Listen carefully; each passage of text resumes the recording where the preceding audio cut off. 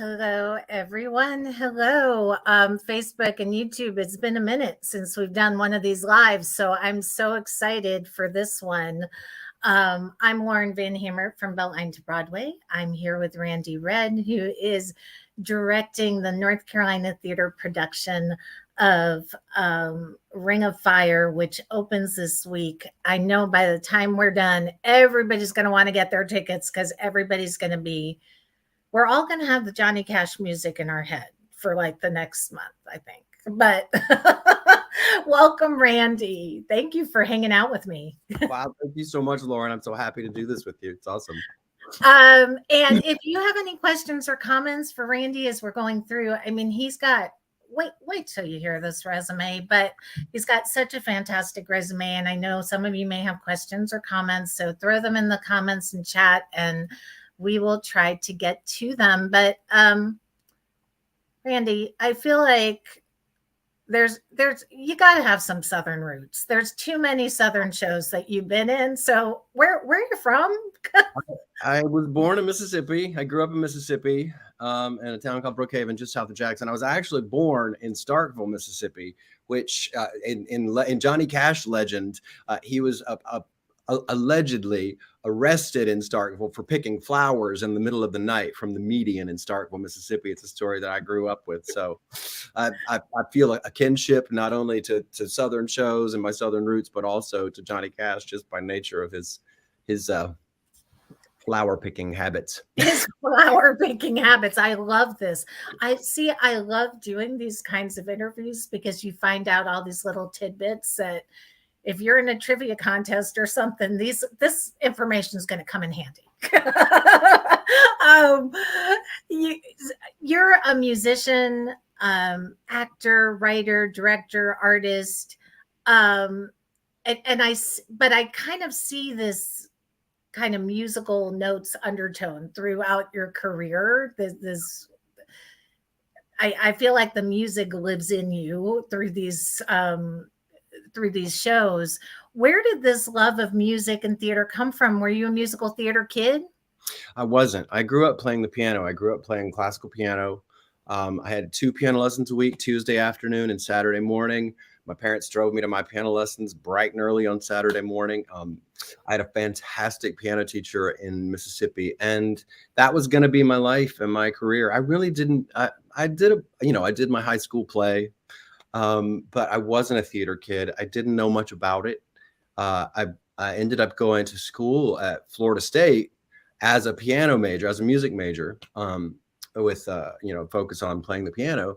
But I didn't really get into theater until towards the end of my time in Tallahassee, and just I don't know, something bit. They had open auditions, and every semester they would have sort of general auditions for all the shows. And I wandered over to the School of Theater, and I got I got lost in the theater. And I did not give up classical piano, but you're right. Like, music has been in me my whole life, and this music, especially country music, folk music, indie roots music, has been in me since I was a kid. My parents had a fantastic record collection. I wore out Conway Twitty, Loretta Lynn, Merle Haggard, like all of it. But especially the Johnny Cash records. There was the San Quentin album. As a kid, like, it's this gorgeous album cover, and he's sort of backlit with this blue light, and it was so like magical, and there was something mystical about Johnny Cash to me. And that even as like an 8 or 9-year-old, I was obsessed with all the like noise that was happening in the prison. I was like, what is going on? Who is this man, and what is this event? So it's been with me for a very, very long time now. He is, his music is, he as a figure, and the music and the voice, it's almost otherworldly. It's just like it's a whole different playing field, I feel like. Yeah, it's got such a mythic, epic, larger than life quality, but you get to know who he was and who he is through the music. And he's grew up this very simple country boy. And while we look at the body of work now, and you think, this man had so much to say. He said it so simply and so just to the point. Like there was so much truth and articulate honesty in everything he had to say through his music and his lyrics. That you pair that with that just that sound, that Johnny Cash voice, and it takes on a life of its own. It's just a beautiful, beautiful voice. Mm. Now, do you feel I also was force fed piano lessons as a child and actually took piano for a very long time. I was a competitive piano player and really focused on classical music. All I wanted to play was popular music, but all my piano teacher let me play was Yeah, classical music. Um, do you feel that that classical foundation, because I feel like for me, having that foundation in classical music just really lays the groundwork for an appreciation of so many other genres. absolutely, absolutely. It gives you this firm footing in musicality and musicianship, and certainly there, it. I specifically when I think about country music and blues music in particular, it was a whole new world for me to kind of Mm. like find myself in that world and getting myself in that world. In fact, like I remember, and I like to think that I'm pretty hip to music and what's going on, but I auditioned for a show once upon a time, and the music director asked me, he says, "Okay, that was great. Now, can you play a 12-bar blues?" And I was like, "Sure." And so I just kind of noodled around in C, and I was just playing around and whatever, and like do do do do, giving little grace notes, and little blues notes, and just kind of like acting like a blues piano player. And I sort of, after it went on for probably far too long, I just kind of wrapped it up, finished playing the piano, and he just sort of leaned across the audition table, looked at me, and said, "All right, now can you play a 12-bar blues?" Oh, I love that. Yeah, I got up on my 12-bar blues real quick. You gotta get, yeah. You know, I actually love that you share that story because I think when people look at success and people look at successful people, especially people who've been on Broadway, and we're gonna touch on some of your Broadway experiences before Ring of Fire. Um, I think they just think they magically got there somehow and that there wasn't kind of this paying the dues and um, Yeah. you know, what Leslie Odom calls that failing up process. So I love that you share this. Yeah, lots of fails up. Yeah.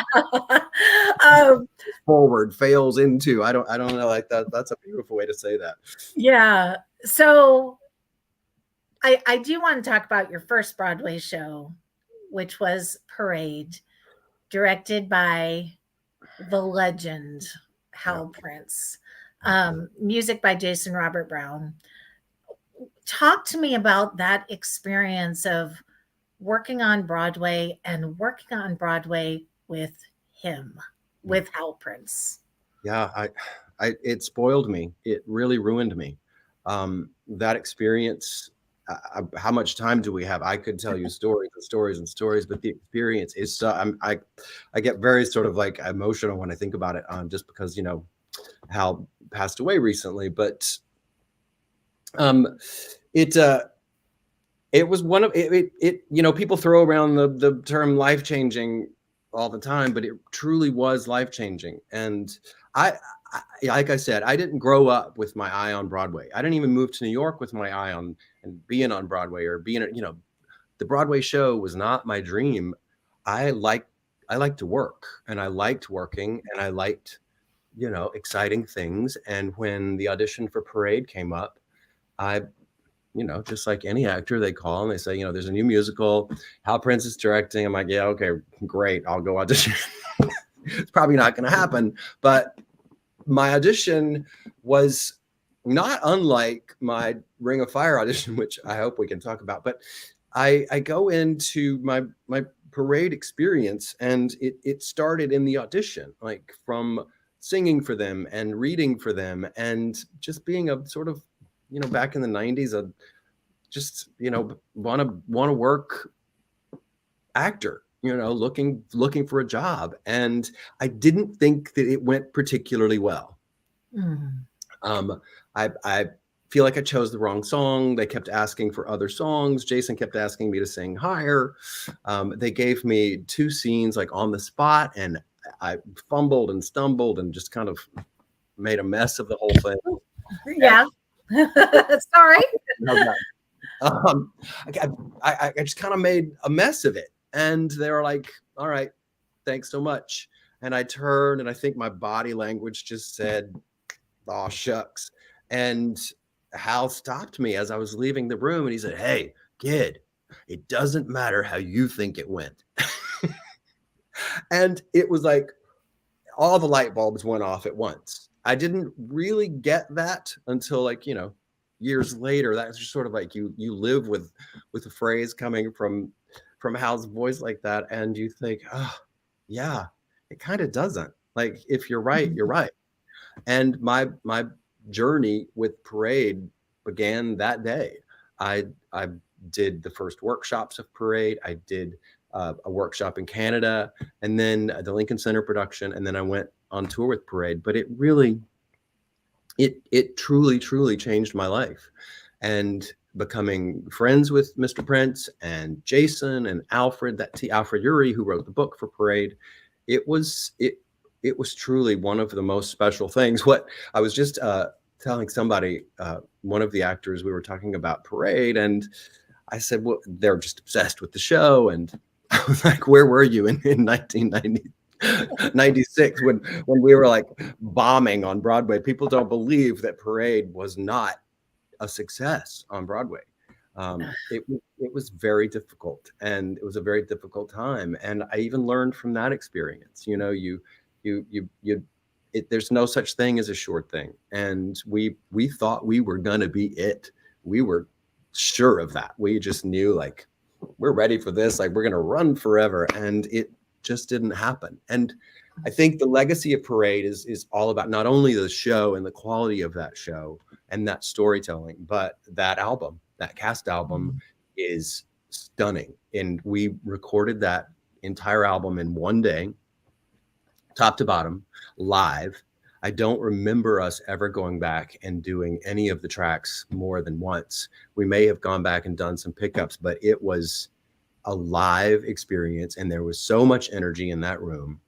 And we were so excited to get to do it, because we knew the show was wrapping up on Broadway, and didn't know that, we didn't know like what would happen in the future, or if people would even care about that show. But I'm so proud of that. I'm so proud of that experience, and my relationship with Jason and Alfred and Hal, and I miss him so much. He's such a great communicator, and we stayed in touch and worked together a little bit over the years. And I just miss him, and I know the theater misses him too. But we have this incredible body of work that just influenced everything. He taught us how to do it. He taught us how to do it. There was a PBS documentary about his life, and it really spoke to the impact he had, not just on the shows he produced and directed, but just on American theater. I mean, just the legacy. You mentioned Jason Robert Brown. He wrote the beautiful score of Parade, which won Tony Award, right? He did win a Tony Award for that. Mm-hmm. And then you went on to work on the film the last 5 years, which I feel like has this cult following, because it just, people love this film so much, and certainly love the show, but the film has a whole life of its own. What's working with Jason Robert Brown? Did he have any influence on your musicality, your music? Oh yeah. Wow. Like Jason, around the time of Parade, Jason was still, I guess you could, it seems so strange to say this, but he was still sort of up and coming. He was such a young, young thing back then. And so he was doing concerts, all over town at Joe's Pub, and he, enlisted several of us to do his shows. And so getting to like, we would always, show off a brand new piece of his that he threw sheet music at us that day, and we would like sing it in concerts. And I did a lot of that with him. And really, I don't know, there was so much confidence in me. Like he was investing so much in all of us and loved writing for us in that way that it gave me so much room to grow and play and feel like, well, I can try anything. I can do anything. And I remember I can't believe I'm even going to go here, but I remember writing a whole collection of my own songs, and I thought, well, I can do this. And I got a room down in the Village, and I put on a show. And the first night of this show, Jason is sitting at the first table, and I'm going to like play and sing like all of my original songs. And in that moment, I thought, what was I thinking? It's the worst idea I've ever had. Like, but it's all that, like, and he was so great and like so supportive. But it's those moments that you sort of rise to that exchange, and I don't know, like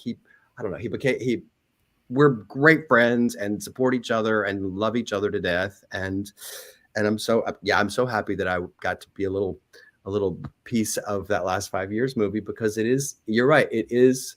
The show has its sort of cult following. The show itself is a musical theater masterclass. I often think that schools should teach the last 5 years. I think it would be a great class.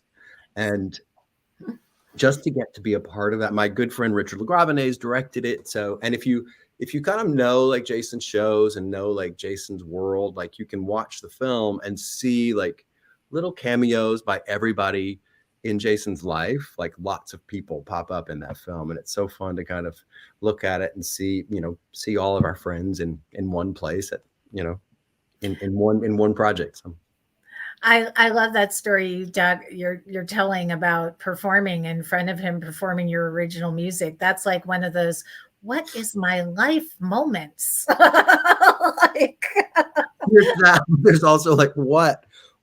Oh, this was I just wanted to stop the car and get out. Like, oh, all right. So let's talk about Ring of Fire. I need to hear this audition story because Maya says this is a great story. I know you alluded to it. So talk about auditioning for Ring of Fire. Yeah, Ring of Fire is another. I've had so many like amazing opportunities. Every time I sort of talk about my life or career, I'm just always sort of like overwhelmed by how many amazing opportunities I've had, and a very unexpected path. But I was at it was Chelsea Studios down like on 25th Street in New York. And I was in callbacks and what they sometimes call like puppet camp for Avenue Q. And you spend lots of time like working with the puppet, sort of like having sessions with the cat. You're not in the show yet, but you're still sort of in the audition pool. And on a break, I wandered down the hall and a door opens, and I see Richard Maltby, who I knew. I was friends with the family, and I saw Richard Maltby at the table, and he just sort of like waves at me, and I said, "Hey," and leaned into the room, and he said, "Are you here for us?" I said, "Oh no, I'm in an audition down the hall," and he goes, "Oh, come on in." And when I get in the room, I see like a dozen people sitting behind the table, like, like a big Broadway audition. But he goes, "Why don't you sing something for us?" And I was like, I'll have to play for myself. I don't have my book with me. I don't have anything. So he said, "That's great." And I sat down and I played and sang a song. And they said, "Okay, that's great. Do you have something else, something down and dirty?" And I said, yeah. And I sang an old George Jones song. And they could go on talking about, the music. And I just stopped them and I said, "I'm sorry, what is this?" I was having the best audition of my life and I didn't know what it was for. And he goes, "Oh, we're making a musical, a Johnny Cash musical, a Broadway musical around Johnny Cash's catalog of songs." And I was like, "Oh, wow." He goes, "And we're going to Nashville in a couple of weeks. Are you available?" I was, yeah, yeah, I guess so.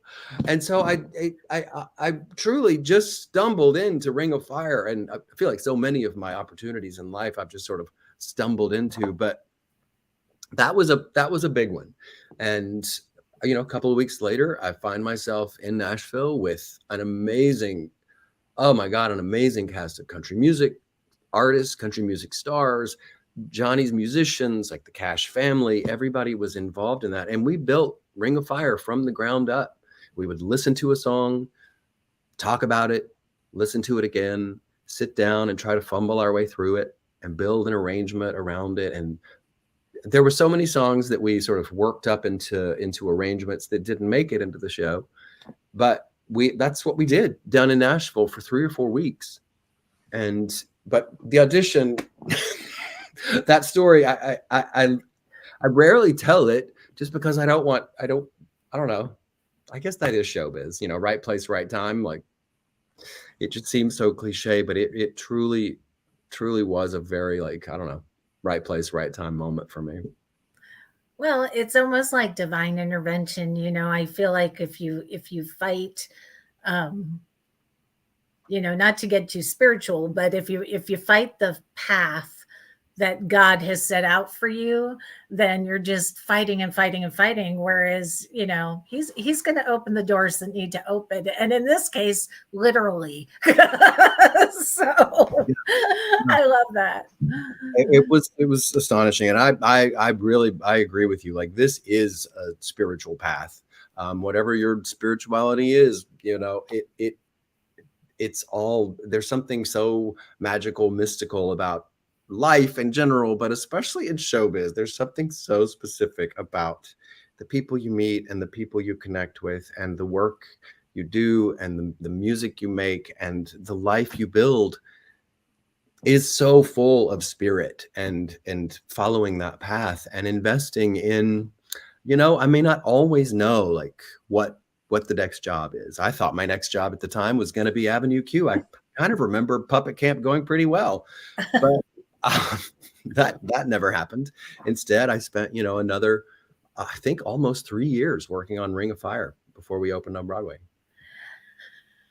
So having been involved in the development of Ring of Fire and then doing it off Broadway and then, or not off Broadway, but at the out of town tryout, and then bringing it to Broadway, what did that whole collective experience teach you that you're able to bring to this North Carolina theater production?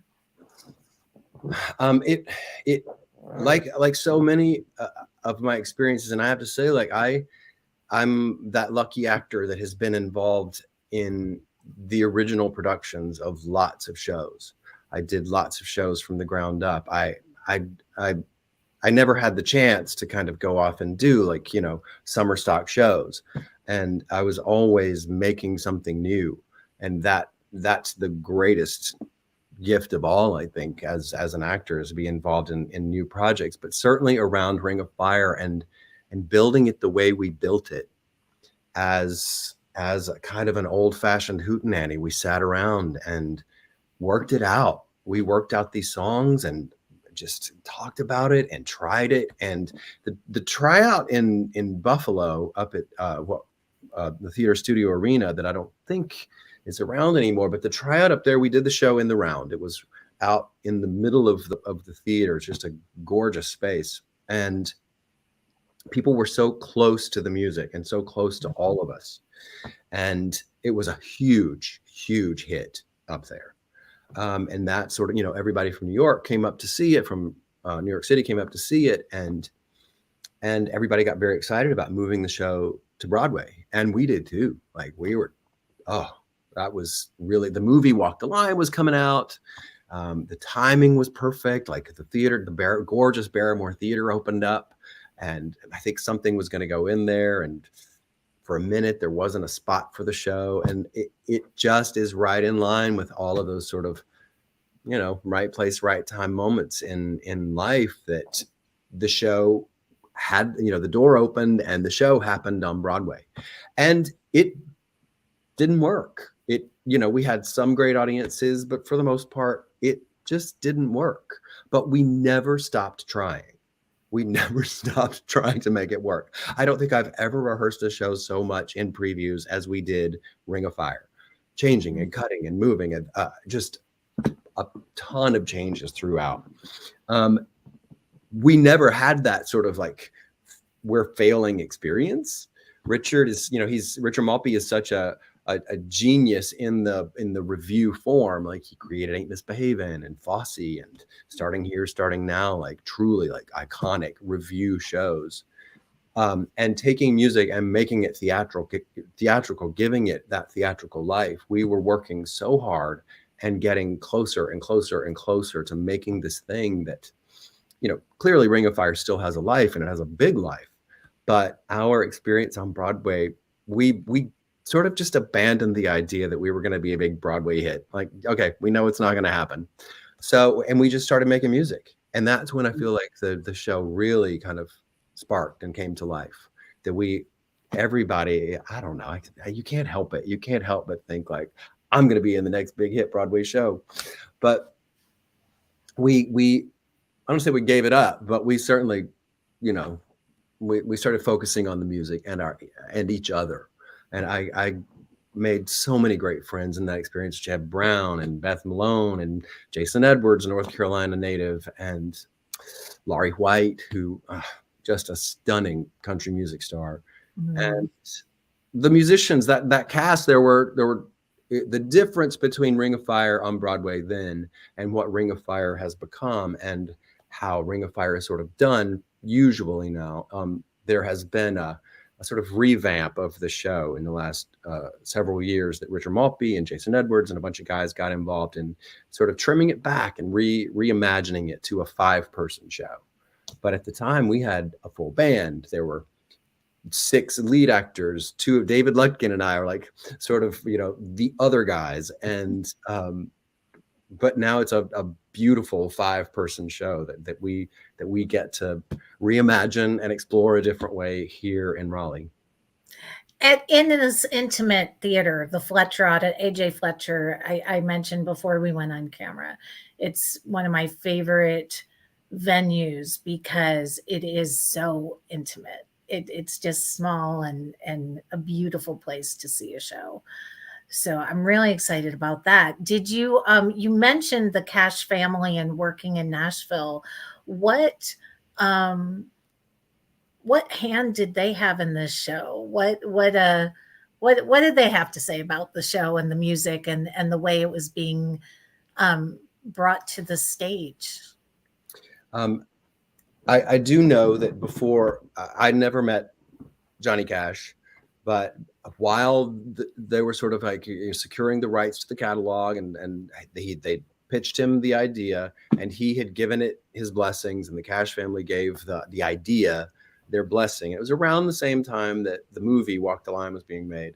So there was a whole lot of Johnny Cash energy in the air. And I think the song Hurt, the 9 Inch Nails song that he recorded, and that gorgeous music video that he made, that song was sort of in the air. And the family got behind it 100% from the beginning. And John Jr. was really involved. Several of Johnny's musicians were involved and gave us so much inside information to how not only like how, just like songs that were forgotten or songs that we wanted to look at. They gave us so much insight into how the music was made and what went into it, and what Johnny's thinking was behind every song and behind every note of that music. And even told just amazing stories of just how beautiful their experience was working with him, and watching that life and that career become what we all know it became. You know, it was just an astonishing experience to not only, once you get over the fact that we're like playing this music with the guy who played bass for Johnny Cash or the guy who played drums for Johnny Cash. You're like, okay, everybody relax, just calm down, just play the music. They There was never a moment of like, who are these Broadway people coming down here showing us how to make a Johnny Cash musical? No, it was a truly learning experience. They took us to the Grand Ole Opry. We got to participate in the Opry, and I don't know. It was one of my first Nashville experiences. Even though I grew up in Mississippi, I think I only went to Opryland once when I was a kid. But being in Nashville, soaking up that culture, going to singer-songwriter nights while we were rehearsing this singer-songwriter show, made all the difference in the world. And the family and the country music community really rallied around that show. Our opening night on Broadway was truly one of the wildest experiences. It was like, I don't know, it was wild. We'd sort of been in that preview period where we were getting a little discouraged. And I remember like we had our sort of regularly staged curtain call, and we did that. And then we all kind of like were making our way to the dressing rooms, but the crowd was still going crazy. And it was the legends of country music, like on their feet.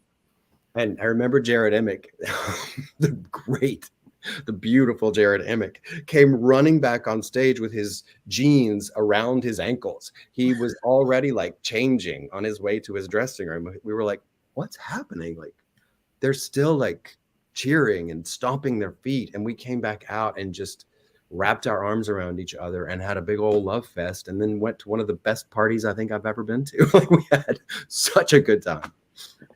I love this so much. Now, this isn't for audiences coming to the show. This isn't really like a walk the line. This isn't really a bio musical chronicling his life. It's really a showcase of his songbook, as I understand it. Right. It's a real thoughtfully imagined showcase of the work. And in the process, you get a sense of the timeline. While we don't sort of say, in 1954, we don't do that, but you get a sense of like, wow, that song and that song, these two like opposite ends of the spectrum songs, like were created and made famous by the same man and the same family. And I think it's just such a beautiful, beautiful experience to just sit there and soak in this music. Johnny had a lot to say when you look at the catalog of music, and to sort of give an audience that experience, to whether you're a Johnny Cash fan or not, you have to sit in that room with these songs and appreciate what he gave us, and not only what he gave country music, but just what he gave us, gave humanity. He was such a man of the people, and he so many interviews he denies like being political or sort of an activist, but Johnny Cash was one of the originals. Like, he was a real fire starter, and just by speaking his truth and telling the truth, looking at situations and speaking to it, and he was, I don't know. He was really, truly an icon. There are so few people that you can call an icon, but Johnny Cash is one of them, and one of those people that you have to respect, and you have to respect the music, whether you like it or not. And I've had so many people, like so many friends of mine know that I'm here doing this, and they'll text me and say, "Is it okay that I'm not really a Johnny Cash fan?" I'm like, yes. That's fine. But I will sort of point them in the direction of certain songs and say, like, just go check this one out, and then get back to me. Let me know what you think of that. And they're like, wow, that's Johnny Cash? I was like, yeah, that's Johnny Cash. And they're changed. His music transcends, I think, genres, because I guess, you mentioned the country music thing, the country music fans, and the country music stars, but I just feel like his music transcends that. It's like I said before, it's kind of otherworldly. And I think no matter if you're a country music fan or not, as you said, you have to respect the voice, the sound, the structure of these songs, which is, in some ways, it sounds so simplistic, but in its simplicity, it's really deep and moving and complex. And that's what I love about it. It transcends so many styles and so many forms and structures. There is an example in this show, and I challenge any musician out there to explain to me why the song "Walk the Line" is so hard. Like, why is that such a hard song? It's here, and then it changes keys, and then it changes keys, and it changes keys. But I've seen that song F up so many people. They're like, I give up. I can't. I'll never be able to play this song. It's so simple. The lyrics are so beautiful, but the genius behind the chord structures and the chord progression, it's kind of otherworldly. You're like, where is he going now? Where is he taking us? There's a famous story that Dave Rowe, the bass player, great bass player, he told us about Johnny. Like, when he got, was a superstar, he would play these big symphony gigs, and there's a great story of him like at the London Philharmonic and playing the song Ring of Fire. And we all know the famous Ring of Fire, like ba-da-da-da, ba-da, ba-da, ba-da-da. And the symphony could not keep up because Johnny was doing Ring of Fire. And there are a couple of like really sophisticated rhythmic turnarounds in that song that make it so incredibly challenging to keep up. And Johnny was just doing his thing. And he was like, I don't know. He didn't really write the charts for the London Philharmonic, but it really is some very complex, really just layered. There's so much subtle layering going on in these songs. And you think, everybody says country music's like, 3 or 4 chords, but this is really complex, challenging stuff.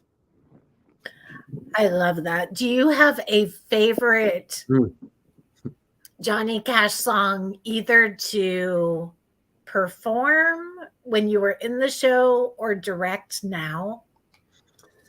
Yeah, when I was in the show on Broadway, Laurie White she sang a Johnny Cash song called All Over Again. And at first you hear Johnny sing this song, and it's just a stunning, it could almost be Johnny Mercer or just a classic standard from, another time and place.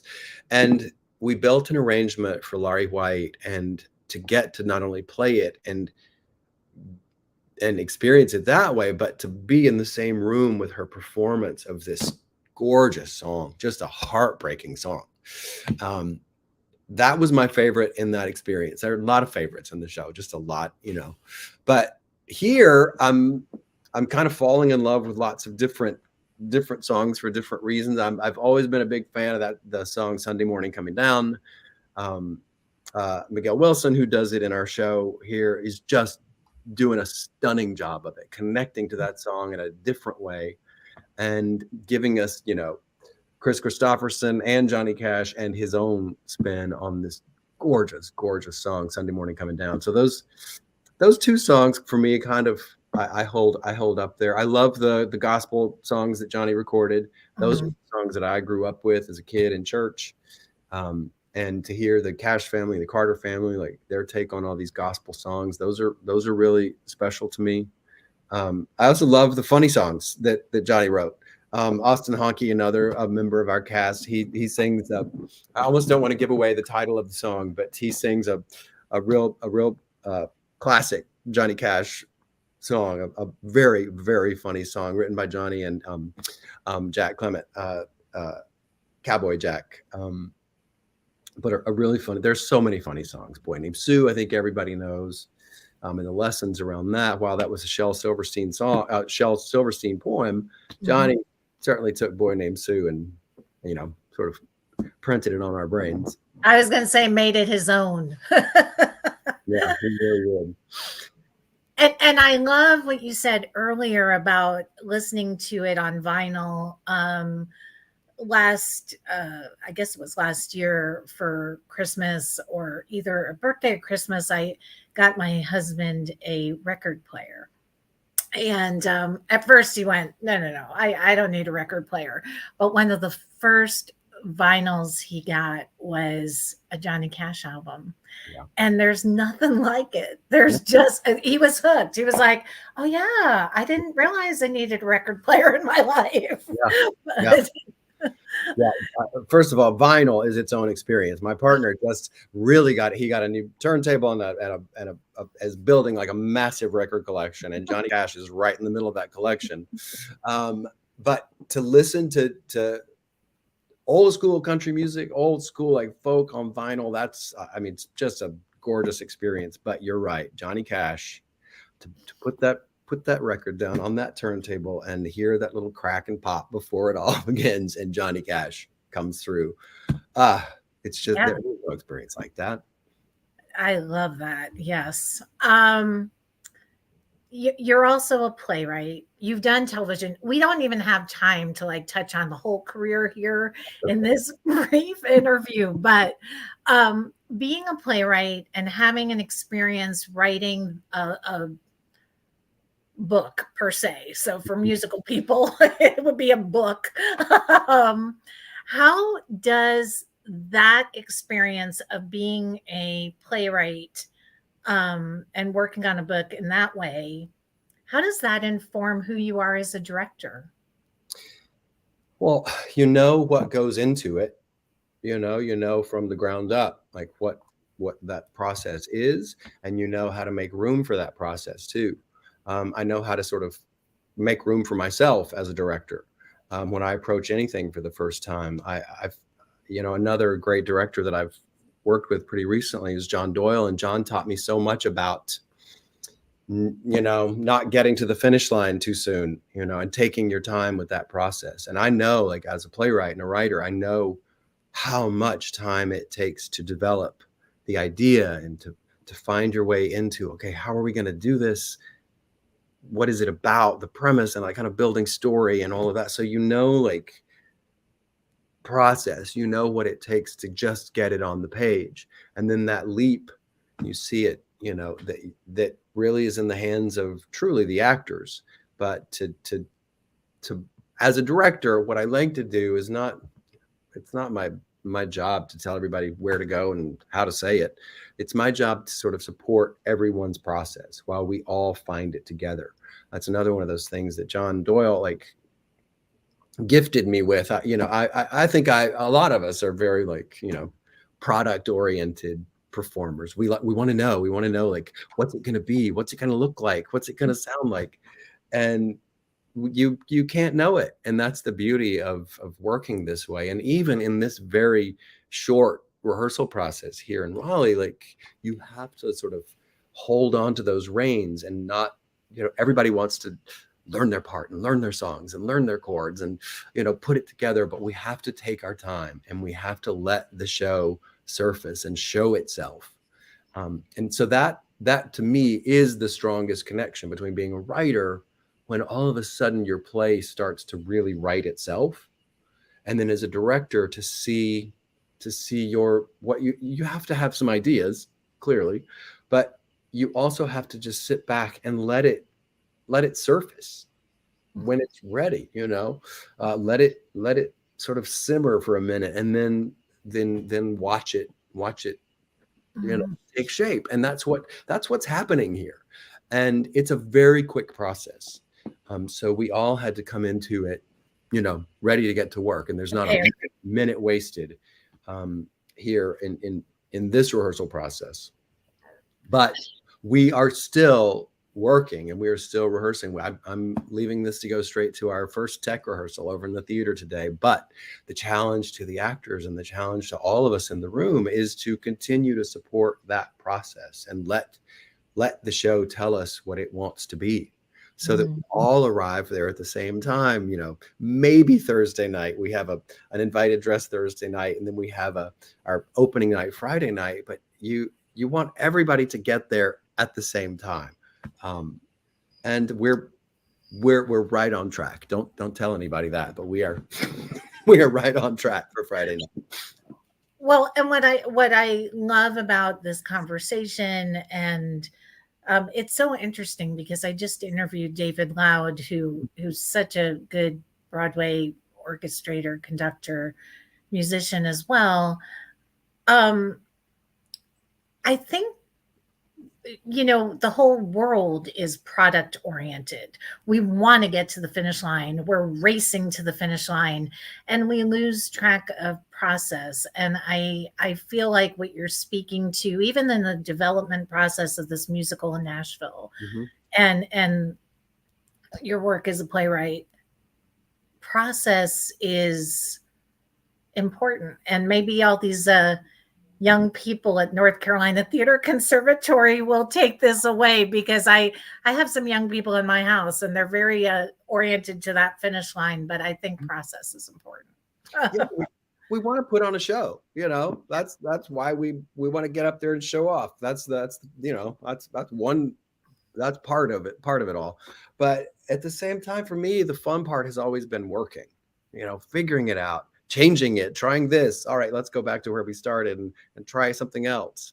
That's the fun part for me. And I hope that, young theater artists and young writers and young actors and directors will get on board more with that experience. I think you're right, like in TikTok or Twitter and Facebook and So Instagram, fast. we have those little flashes of glory, but you're like, okay, that's great. I love that. I can get lost in a TikTok feed. Come on.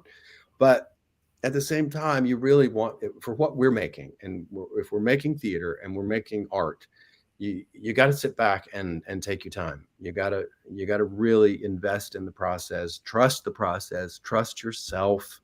That's another one of those lessons that Mr. Prince gave me in his office. I dared, like pretty much my experience, like playing my original songs for Jason Robert Brown. I dared to write a musical back in the day and pitch it to Hal Prince in his office. And he sat there, he sat in a chair this far away from me and listened while I played and sang the whole show.